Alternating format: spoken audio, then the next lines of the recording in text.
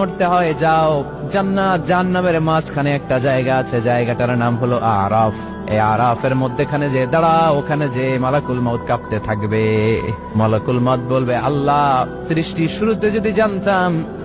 শুরুতে যদি জানতাম সবাইকে মৃত্যুদান করার পরে, রূহ কবজ করার পরে আমাকেও মরতে হবে, তাহলে এই কঠিন দায়িত্বের ব্যাপারে আপনার কাছে ক্ষমা চাইতাম।